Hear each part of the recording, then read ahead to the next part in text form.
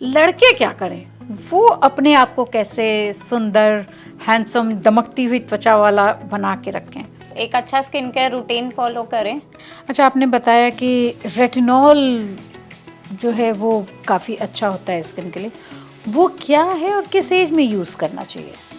तो रेटिनॉल एक anti aging ingredient है। आपको after the age of 30, basically 30 के बाद शुरू कर ही देना चाहिए। अच्छा, स्ट्रेस फ्री स्किन की बहुत बात हो रही है कि स्ट्रेस फ्री स्किन है हमारी, उसके लिए क्या स्किन, वो 5 चीज़ें गिन के 5 चीज़ें बताइएगा।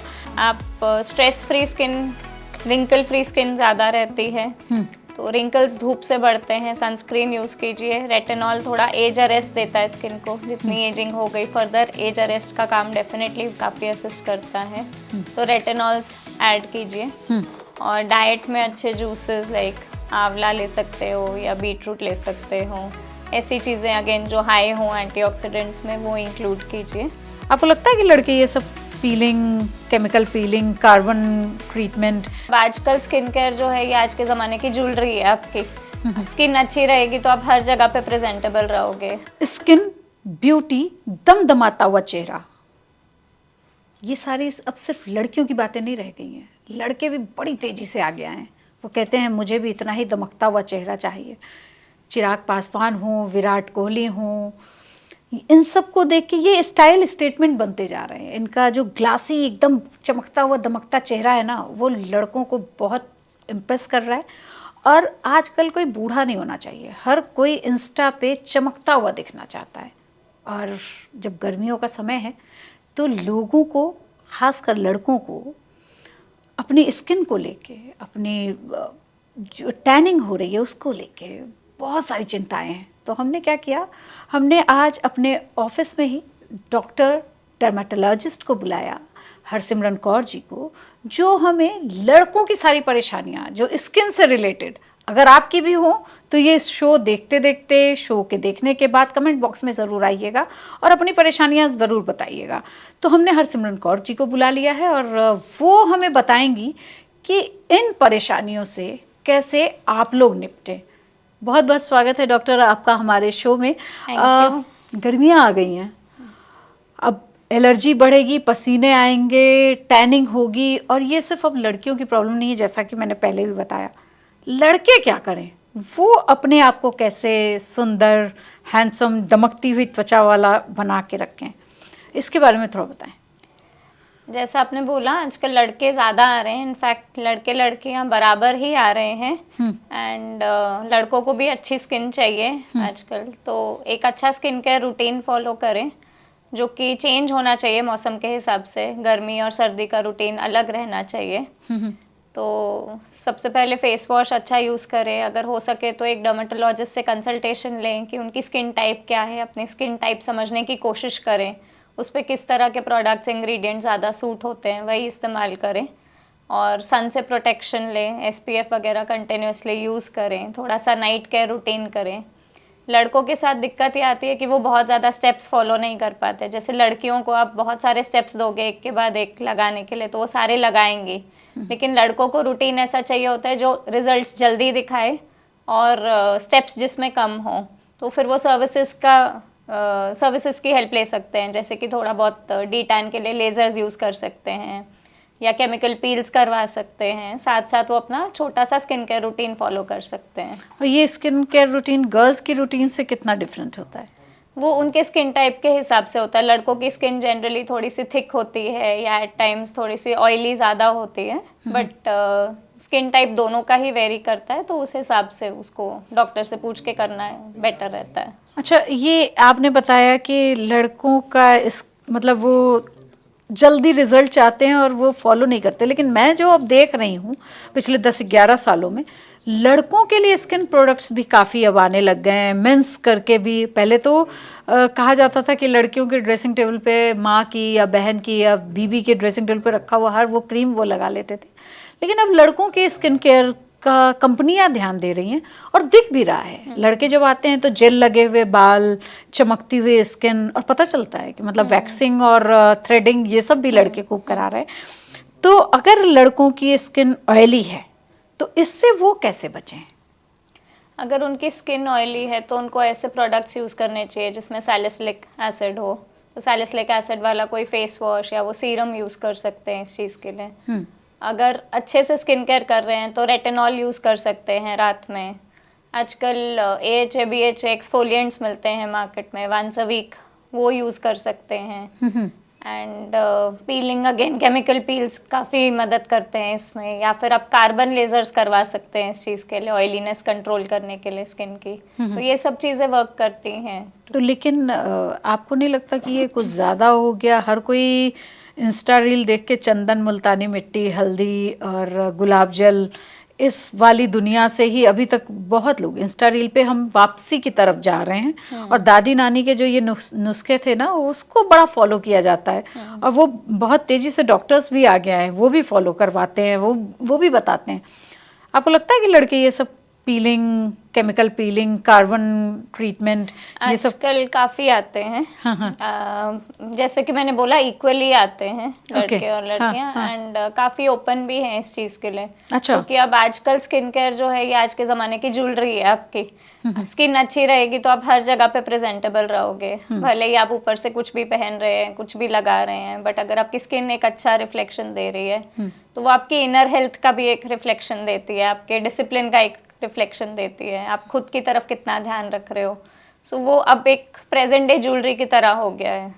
तो ये जो लड़के आते हैं वो किस एज ग्रुप के हैं आपके पास जो आ रहे हैं? सभी एज ग्रुप के आते हैं। मैरिज एज से पहले तो काफ़ी आते हैं, लाइक से 28 to 35।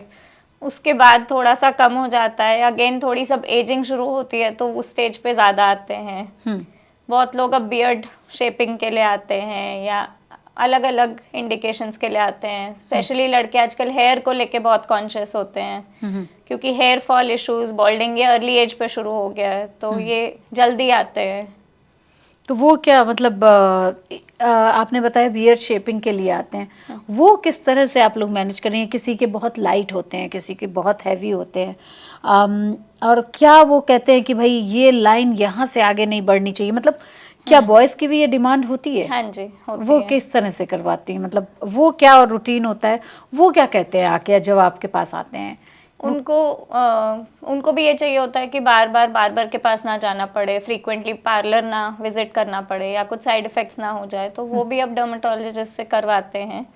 एंड मार्किंग्स का हम लोग ध्यान रखते हैं, जैसे उनकी रिक्वायरमेंट होती है वैसे ही लेजर से करते हैं। ओके। और क्या आप लोग, जैसे लड़कियों के लिए कहा जाता है कि भाई बार बार फेस वॉश यूज़ करो, और ऑयली स्किन है तो फेस वॉश यूज़ करो, ड्राई स्किन है तो किस तरह के फेस वॉश यूज़ करो? क्या इस तरह के सारी चीज़ें लड़कों के लिए भी और लड़कों की स्किन के लिए भी आप लोग बताती हैं? हाँ जी। और उसमें क्या होता है, आप क्या स्पेशल आप लोगों के वो होते हैं, उसमें गाइडलाइंस क्या होती हैं बॉयज़ के लिए? लड़कों को बेसिकली, जैसे कि मैंने कहा, स्किन केयर रूटीन ऐसे चाहिए होते हैं जो जल्दी वर्क करें, इफेक्टिव हों और फ्रेग्रेंस फ्री हों थोड़े से, मतलब कि उसमें से वो फेमिनिन वो नहीं आनी चाहिए उनको, इसलिए उनके प्रोडक्ट्स ही एक अलग लाइन बन चुकी है जिससे वो कंफर्टेबल हो पाए।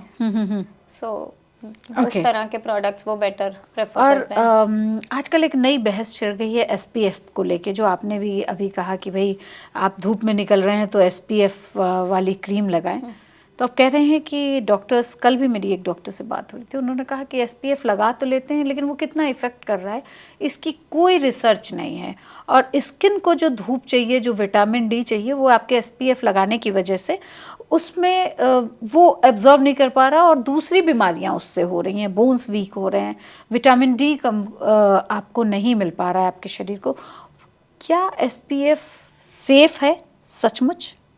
बहुत ऑनेस्ट रिप्लाई चाहिए डॉक्टर। सनस्क्रीन्स बिल्कुल सेफ है मेरे हिसाब से। आपको जो भी विटामिन D की रिक्वायरमेंट है उसका एक स्पेसिफिक टाइम होता है, मतलब आपको धूप लेनी है तो आप सुबह 8 से 10 की धूप लीजिए, या फिर दोपहर को 3 बजे के बाद की धूप लीजिए, जिसमें आपकी UV रेडिएशंस थोड़ी सी कम होती हैं। और धूप लेनी ही है तो उसको चेहरे से लेना ज़रूरी नहीं है बॉडी में। विटामिन D के लिए धूप चाहिए, बट आप उसको बैक फेसिंग लेंगे तो वो बेटर रहता है। तो हम अपने पेशेंट्स को यही गाइड करते हैं कि अगर पिगमेंटेशन, एंटी एजिंग ज़रूरी नहीं है कि सिर्फ चेहरे से लेनी चाहिए, जहाँ पे थिन स्किन है या सेंसिटिव स्किन है, आप सही टाइम पे धूप लो और बैक फेसिंग लो। अच्छा, तो अभी डॉक्टर ये भी बोलते हैं कि आपकी तो सब सभी को आदत हो गई है हाथ पूरा ढका होना चाहिए, तो फिर एक पोर्शन छोटा सा आपका नेक खुला होता है, वो भी अगर अब टैन हो रहा है तो वो भी लड़के भी आते होंगे नेक क्लीन कराने की, उनका ब्लैक हो गया है, तो फिर वो धूप ले कहाँ से?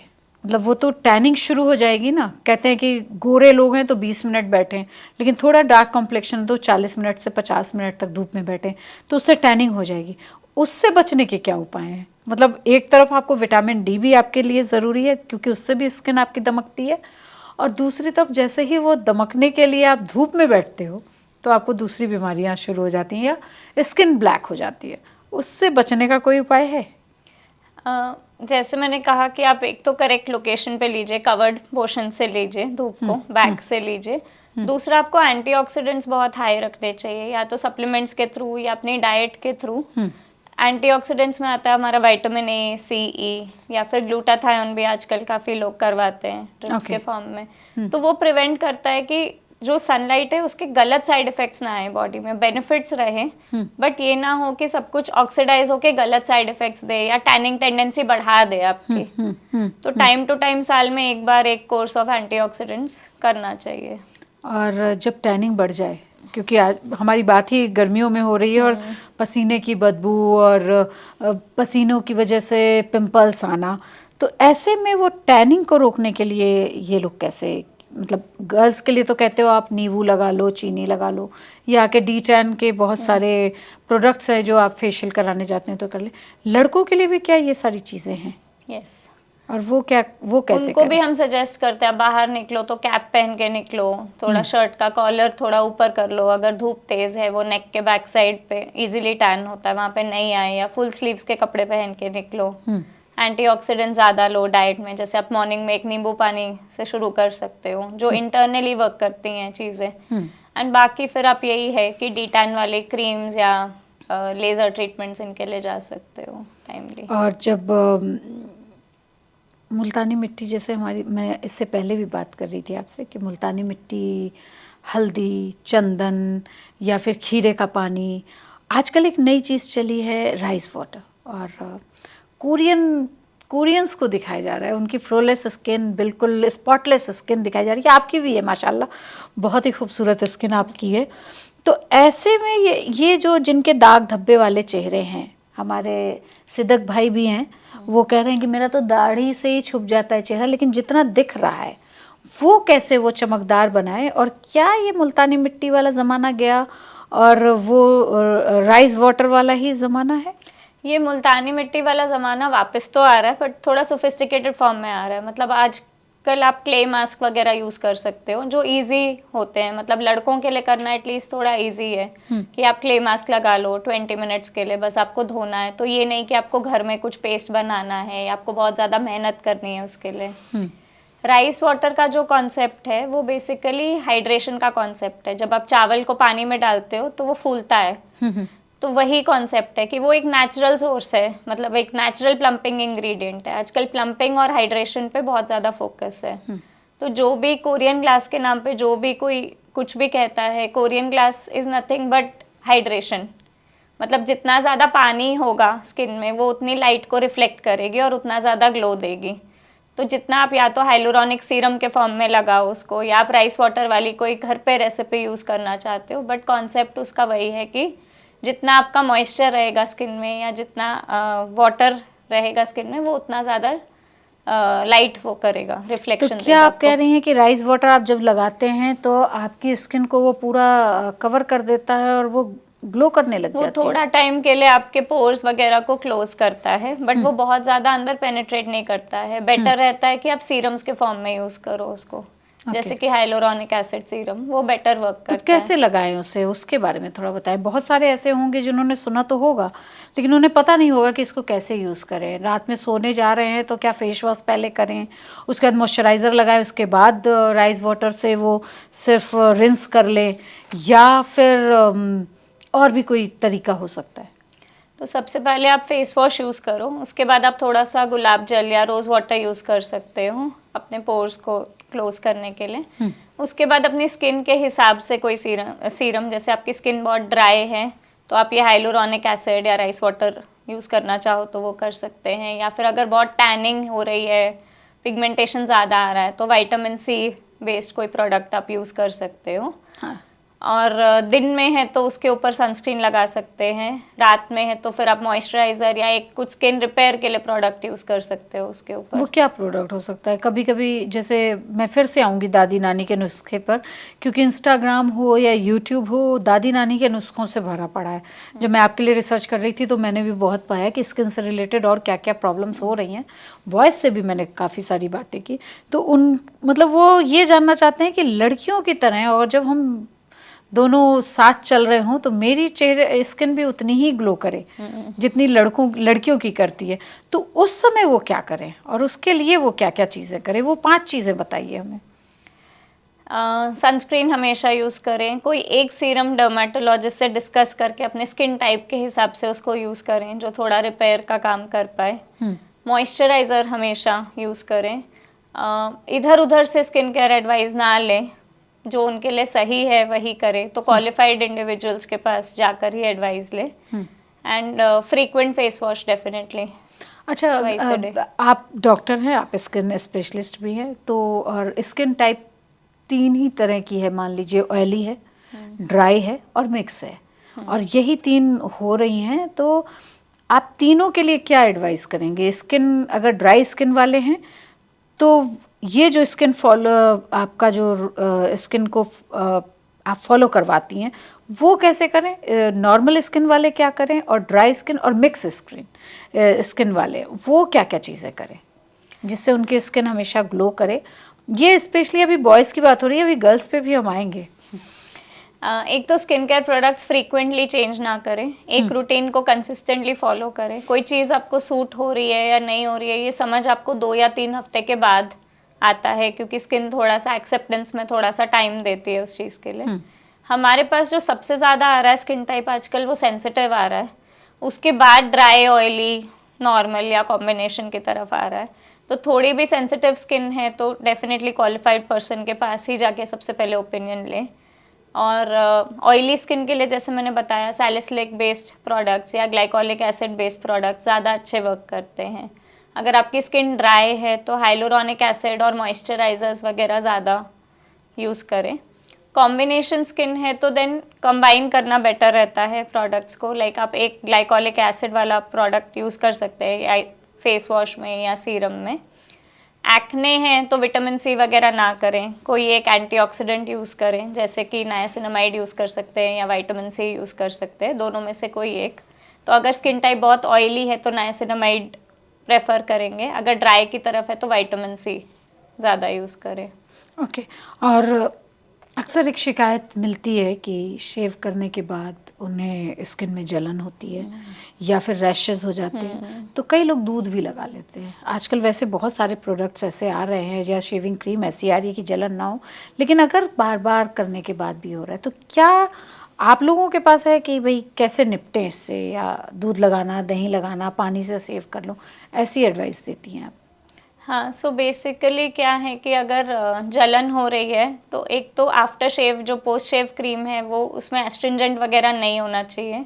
क्रीम जो है वो अल्कोहल बेस्ड नहीं होना चाहिए, आपका जो आफ्टर शेव लोशन है या क्रीम है। तो या तो आप नॉर्मल रोज वाटर यूज़ कर सकते हैं, आप घर में से कुछ यूज़ करना चाहें तो आप कुछ हाइड्रेटिंग यूज़ कर सकते हैं, हनी या ओट मील, ऐसी चीज़ें बेटर वर्क करती हैं। दूध भी एक अच्छा इंग्रेडिएंट है, जो भी है वो चीज़ पंजेंट नहीं होनी चाहिए और ड्राई नहीं करनी चाहिए स्किन को। अच्छा, आपने बताया कि रेटिनॉल जो है वो काफ़ी अच्छा होता है स्किन के लिए, वो क्या है और किस एज में यूज़ करना चाहिए? सो रेटिनॉल एक एंटी एजिंग इंग्रेडिएंट है, आपको after the age of 30, basically 30 के बाद शुरू कर ही देना चाहिए और उसको सही तरह से लगाना चाहिए। रेटिनॉल हमेशा रात के टाइम लगाया जाता है, कभी भी दिन में नहीं लगाना चाहिए क्योंकि वो लाइट्स वगैरह से रिएक्ट करता है। रेटिनॉल लगाने के बाद हमेशा एक मॉइस्चराइज़र लगाना बहुत ज़रूरी है, और जब आप रेटिनॉल लगाना शुरू करते हैं तो उसको डेली नहीं लगाना, एक एक दिन छोड़ के लगाना है, लो परसेंटेज में ख़रीदना है। जब आपकी स्किन अच्छे से उसको टॉलरेट कर पाए तो आप धीरे धीरे परसेंटेज इंक्रीज कर सकते हो। नहीं, तो रेटिनॉल लो परसेंटेज में लगाना, ये ज़रा बताइए कि ये कैसे हो सकता है? तो रेटिनॉल आजकल सीरम्स के फॉर्म में आता है जो कि थोड़े से माइक्रोनाइज्ड होते हैं। रेटिनॉल बेसिकली इरिटेशन बहुत करता है स्किन पे, अगर आप बहुत खाए या कॉन्सेंट्रेटेड फॉर्म लोगे या फिर उसको रब करके लगाओगे, तो उसको सबसे लोएस्ट अवेलेबल परसेंटेज में लेना है, उससे स्किन को यूज टू होने देना है एंड हल्के हाथ से लगाना है, जोर से रगड़ना नहीं है। तो बस इन चीज़ों का ध्यान लेकिन रखना है। अगर स्किन प्रोडक्ट में है या केमिकल के रूप में है, लेकिन फलों में किस में ये या खाने की किसी चीज़ में रेटिनॉल होता है क्या? सो विटामिन ए का फॉर्म है बेसिकली रेटिनॉल एक। तो विटामिन ए बेस्ड चीज़ें जो हैं, जैसे कि मैंने कहा एंटीऑक्सीडेंट्स बहुत हाई रखने हैं, तो ए सी ई वाली जो चीज़ें हैं इन पे बहुत ज़्यादा ध्यान मतलब देना आप आपको। गाजर खाएं, आप गाजर, पपाया खाएं, कद्दू खाएं और ग्रीन्स लीफी वेजिटेबल्स, इनमें ज़्यादा होता है। ओके, तो इन सारी चीज़ों को मतलब बॉयज़ को वो सारी चीज़ें खानी चाहिए। पिज़्ज़ा और बर्गर के साथ साथ ये पालक, गाजर, नींबू, इन सारी चीज़ों को भी अपने डाइट में शामिल कर लेना चाहिए, यही कह रही हैं ना आप?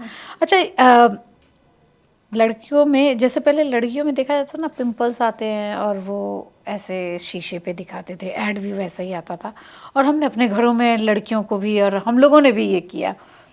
लड़के भी ऐसे आ रहे हैं क्या कि मेरे चेहरे पे ये गड्ढे हो गए हैं, दाग धब्बे हैं, इनको कैसे छुपाएं? इस तरह की डिमांड्स के साथ आपके पास लड़के आ रहे हैं अब? हाँ जी, हाँ, और वो काफ़ी आते हैं एंड परमानेंट ट्रीटमेंट ही सीख करते हैं उनका। और आजकल बहुत सारी सेफ ऑप्शंस भी हैं इस चीज़ के लिए। तो जो काले निशान है पिंपल्स के या दाने हैं उनको कंट्रोल करने के लिए, या फिर दाग धब्बे रह जाते हैं, तो उसके लिए भी काफ़ी सारी ट्रीटमेंट्स अवेलेबल होती हैं, जैसे कि माइक्रो नीडलिंग हो गया, आपके लेजर्स हो गए, रीसर्फेसिंग हो गया।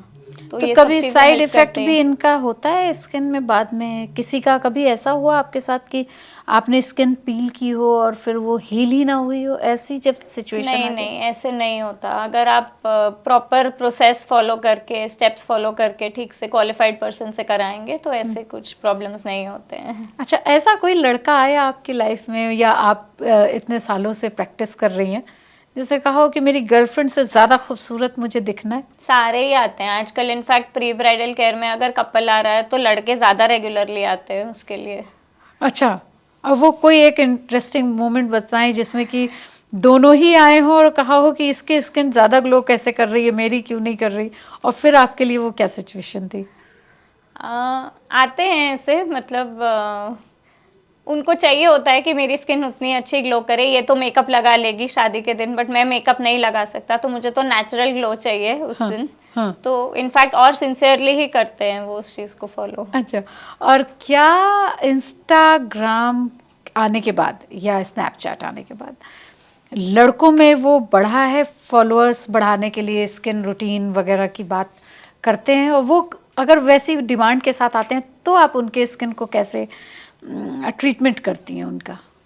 तो मैं बेसिकली उनको कंबाइंड ट्रीटमेंट देती हूँ। मतलब मैं उनको थोड़े से विटामिन बेस्ड ट्रीटमेंट भी देती हूँ और थोड़ा सा ट्रीटमेंट सर्विस जो उनके लिए अच्छी है, जो उनके स्किन के हिसाब से अप्रोप्रिएट है। मॉर्निंग इवनिंग रूटीन भी देती हूँ जो वो फॉलो नहीं, कर वो सके। अच्छी चीज़ बताइए मुझे, क्योंकि हमारे जो आपने देखा कि हमारे यहाँ जितने भी पीछे कैमरे के पीछे हैं वो सब खुश हो रहे हैं इस सवाल के बाद कि मैम का ये सवाल अच्छा है। वो ट्रीटमेंट वो जानना चाहते हैं कि वो आपके पास तो आ जाएंगे और हमारे दर्शक भी आएंगे बहुत सारे, वो भी। और ये देखिए विक्रांत भी आ गए हैं, इनकी शादी होने वाली है, तो ये भी पूछ रहे थे कि मैम आएंगी तो सबसे पहले ये पूछना है कि मेरे फॉलोअर्स कैसे बढ़ जाएं, मैं ऐसा क्या करूं कि मेरी स्किन देख के लड़कियां मेरी और जितनी भी और लड़कियां देख रही हूं या लड़के भी मुझे फॉलो करने लगे। सबसे पहले तो बेसिक स्टेप्स करें, जैसे कि बोला सनलाइट से बचाव लें, सनस्क्रीन रेगुलर फॉलो करें, मॉइस्चराइजर स्किप मत करो। जितनी हाइड्रेटेड स्किन होती है वो उतनी अच्छी लगती है दूर से, उतनी क्वालिटी उसकी बेटर रहती है और स्किन इश्यूज कम आते हैं। भले ही स्किन ऑयली हो तो भी आपको उसको मॉइस्चराइज करना है, बस ये है कि सही तरह का मॉइस्चराइजर यूज करना है। एंड अपना रूटीन स्किप ना करो, स्किन केयर रूटीन स्किप मत करो। जंक फूड थोड़ा सा कंट्रोल रखो, डाइट अच्छी रखो, क्योंकि इंटरनली बहुत फर्क पड़ता है स्किन में। एंड पानी आपको एडिक्वेट पीना है फॉर दैट। अच्छा, अब एक और इंटरेस्टिंग सवाल मैं आपसे पूछना चाह रही हूँ। किटी पार्टी तो हम लोग बचपन से सुनते चले आ रहे हैं, तो उसमें हमेशा लड़कियां जो आती थी या महिलाएं आती थी वो भले ही बल्की हों लेकिन उनका चेहरा ग्लो करता हुआ होना चाहिए था। अब चीज़ें बहुत तेज़ी से बदली हैं। क्या वो उनमें से कोई आके कहती है कि ऐसी मेरी स्किन कर दो कि बहू मुझसे टिप्स मांगे, मैं उससे ज़्यादा खूबसूरत लगूं, बोटॉक्स, फेशियल, न्यून सर्विस, ये सब तो बहुत सारी चीज़ें हो गई। कोई ऐसा जादू करने की डिमांड करती हैं क्या? और हाँ, क्या? आजकल लोगों को जो भी रिजल्ट्स है वो जल्दी चाहिए। वो जनरली एक आपके पास टाइमलाइन या डेडलाइन लेकर आएंगे कि इस तारीख को घर में पार्टी है, मुझे उससे पहले ही रिजल्ट चाहिए। तो फिर हम ऐसे ही ट्रीटमेंट्स कंबाइन करते हैं, भले वो बोटॉक्स हो या फिलर्स हो या फिर कुछ टाइटनिंग ट्रीटमेंट हो ऐसा, या फिर कुछ ऐसा लेज़र हो जो डी टैन दे सके या ग्लो दे सके जल्दी। और फिर उनको प्रोडक्ट से घर पे मेंटेन करने के लिए कहते हैं। और ये तो हो गई लड़कियों की बात। कोई पापा ऐसा या ससुर जी ऐसे आए हों कि दामाद से ज़्यादा स्मार्ट दिखना है, बेटे से ज़्यादा इस शादी में मुझे खूबसूरत दिखना है, ऐसी डिमांड के साथ लोग आते हों? तो और उनको आप कैसे मतलब मेल्स में एल्डरली डेफिनेटली आते हैं, बट जनरली वो आते हैं जिनके कॉर्पोरेट रोल्स होते हैं। अभी तक ऐसा तो नहीं आया कि दामाद से बेटर दिखना हो, बट आई एम श्योर अभी ये भी होने वाला होगा। हाँ, नहीं तो बेटे से खूबसूरत दिखूं, या अगर कॉर्पोरेट के लोग आ रहे हैं तो प्रोफेशनल्स आ रहे हैं तो उनकी क्या डिमांड होती है, वो क्या चाहते हैं, और उनके स्किन के भी क्या यही सारे रूटीन फॉलो करवाती हैं आप? हाँ जी, बट वही है कि स्टेप्स हम कम रखते हैं जो वो अपने बिजी शेड्यूल में इंक्लूड कर पाए। मतलब उनके लिए ये ना हो कि बहुत ज़्यादा टीडियस हो जाए रूटीन करना, और जो कम विजिट्स में हो पाए चीज़ें। बट उनको भी यही होता है कि उनकी एज इतनी ज़्यादा ना पता चले। जैसे पहले लोगों को प्रॉब्लम थी कि अब थोड़े बाल सफ़ेद होने लग गए तो सामने वाला इंसान क्या सोचेगा, अब उनको होता है कि थोड़े बहुत रिंकल्स आ रहे हैं या पिगमेंटेशन आ रहा है तो क्या सोचेंगे मेरे साथ काम करने वाले लोग या मेरे साथ उठने बैठने वाले लोग। तो सबको ही बेटर दिखना होता है पहले से, तो आते हैं वो उस चीज़ के लिए। अच्छा, स्ट्रेस फ्री स्किन की बहुत बात हो रही है कि स्ट्रेस फ्री स्किन है हमारी, उसके लिए क्या स्किन, वो 5 चीज़ें गिन के 5 चीज़ें बताइएगा जो हमारे दर्शक अभी देख रहे हैं, जो प्रोफेशनल्स हैं, जो कॉर्पोरेट में काम कर रहे हैं, वो अपनी स्किन को सॉफ्ट, क्योंकि अंदर से तो हमें गुस्सा होना होता है, मतलब आ जाता है गुस्सा, लेकिन हम सॉफ्ट दिखें, हम स्ट्रेस फ्री दिखें, हमारी चेहरा हमेशा स्माइल करता हुआ दिखे, उसके लिए हमें क्या क्या प्रोडक्ट्स यूज़ करने चाहिए? सबसे पहले जैसे मैंने बताया हाइलोरॉनिक एसिड यूज़ करो। अच्छा, मतलब ये एक वो चीज़ है, वो पानी की तरह है जो आपके हर स्किन के केयर में आपको चाहिए ही चाहिए, करना चाहिए। ओके, हाँ, आप stress free skin, wrinkle free skin ज़्यादा रहती है तो रिंकल्स धूप से बढ़ते हैं, सनस्क्रीन यूज़ कीजिए। रेटिनॉल थोड़ा एज अरेस्ट देता है स्किन को, जितनी एजिंग हो गई फर्दर एज अरेस्ट का काम डेफिनेटली काफ़ी असिस्ट करता है, तो रेटिनॉल्स ऐड कीजिए। और डाइट में अच्छे जूसेस लाइक आंवला ले सकते हो या बीट रूट ले सकते हो, ऐसी चीज़ें अगेन जो हाई हो एंटीऑक्सीडेंट्स में वो इंक्लूड कीजिए। और थोड़ा सा फिश ऑयल या ओमेगा 3, आपके लिपिड प्रोफाइल्स, ये सब बहुत मैटर करते हैं स्किन के लिए। या अगर आप शुगर बहुत हाई कंटेंट में लेते हो तो वो थोड़ा कंट्रोल होना चाहिए, तो वो एजिंग को रोकता है। आपका थोड़ा पोल्यूशन के अगेंस्ट जो रिस्पॉन्स है उसको भी थोड़ा स्लो डाउन करता है स्किन की एजिंग को, और स्किन पे जो हार्मफुल इफेक्ट्स आते हैं एनवायरनमेंट के, तो ये सब आप इंक्लूड कर सकते हैं। ऑफिस में जो बैठे हैं वो एसी में बैठे हुए हैं, तो बाहर सूर्य की रोशनी है जो यूवी रेस के साथ आ रही है, और अंदर एसी है जो स्किन को बिल्कुल ड्राई कर दे रही है। ऐसे में कैसे मैनेज करें, क्योंकि जो फील्ड में है लड़के लड़कियां, उनके लिए बड़ी दिक्कत है, तो वो कैसे अपने आप को मैनेज करें? जो इंडोर बैठे हैं जी, एसी में जो बैठे हैं, एसी में बैठे हैं, या दोनों के लिए ही आप बताएं, या दोनों लड़के और लड़कियां दोनों के लिए बताइए कि वो दोनों अपने अपने स्किन को कैसे ऐसे रखें कि भाई वो चमकती दमकती खूबसूरत रहे। क्योंकि गर्मी में आप जैसे ही बाहर जाते हो तो वो जलने का ख़तरा होता है, स्किन टैनिंग हो जाती है, ब्लैक हो जाती है, रेडनेस आ जाती है, और अंदर बैठे हैं तो ड्राइनेस आ जाती है, उससे एलर्जी भी होती है।